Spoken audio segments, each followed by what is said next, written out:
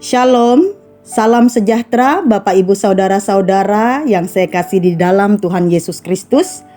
Renungan harian kita hari ini, Kamis 15 Juli tahun 2021, diambil dari Yeremia pasal yang ke-10, ayatnya yang pertama sampai yang ke-16. Sebelum kita merenungkannya, mari kita bersatu di dalam doa. Tuhan Yesus, tolonglah kami. Kami akan merenungkan isi firman-Mu. Kami menyadari dengan kekuatan kami sendiri, kami tidak akan pernah mampu menyelami hikmat-Mu. Oleh sebab itu kiranya Roh Kudus bekerja di dalam hati dan pikiran kami, sehingga rahasia yang tersembunyi di balik kebenaran firman-Mu boleh kami temukan, dan itu menjadi kekuatan untuk kami melangkah di dalam kehidupan kami tiap-tiap hari, agar hidup kami semakin berkenan di hadapan-Mu. Di dalam nama Yesus kami berdoa. Amin. Bapak, Ibu, Saudara-saudara, beberapa hari yang lalu saya pergi ke apotik obat karena saya mencari alat pengukur suhu badan. Ketika saya bertanya, apakah di tempat itu ada dijual alat pengukur suhu badan? Karyawan apotik yang melayani saya kemudian menyodorkan kepada saya 4 buah alat pengukur suhu badan.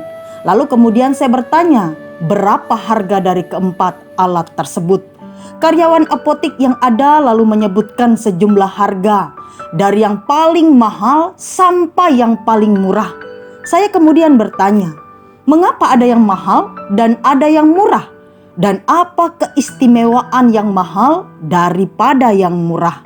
Karyawan apotik yang ada lalu menjelaskan kepada saya, perbedaan alat pengukur suhu badan yang mahal dan yang murah terletak pada kualitasnya.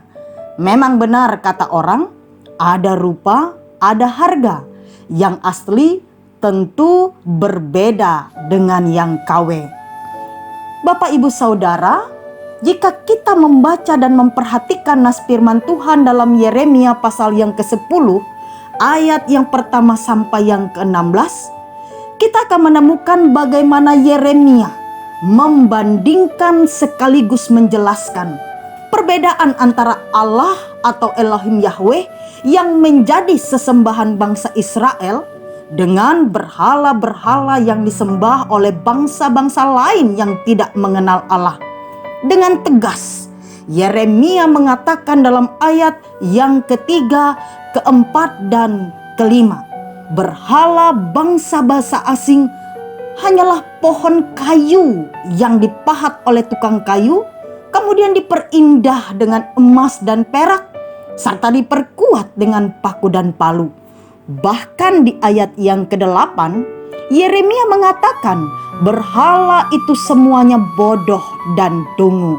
Mereka hanyalah benda mati yang dibuat dan dihias oleh para ahli. Berbeda sekali dengan Allah.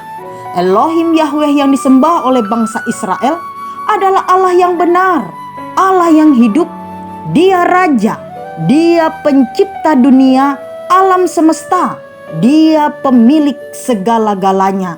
Dia Maha Kuasa. Semua berhala yang ada di dunia ini tidak akan bisa menyamainya. Berhala itu ciptaan, sedangkan Elohim Yahweh adalah sang pencipta itu sendiri. Betapa bodohnya manusia, betapa bodohnya bangsa Israel jika mereka mau berpaling dari Elohim Yahweh, Allah yang mereka sembah, lalu menyembah berhala-berhala bangsa asing seperti yang dikatakan di ayat yang pertama, kedua, dan ketiga bagian A yang akan saya baca demikian. Dengarlah firman yang disampaikan Tuhan kepadamu, hai kaum Israel. Beginilah firman Tuhan, janganlah biasakan dirimu dengan tingkah langkah bangsa-bangsa. Janganlah gentar terhadap tanda-tanda di langit, sekalipun bangsa-bangsa gentar terhadapnya, sebab yang disegani bangsa-bangsa adalah kesia-siaan.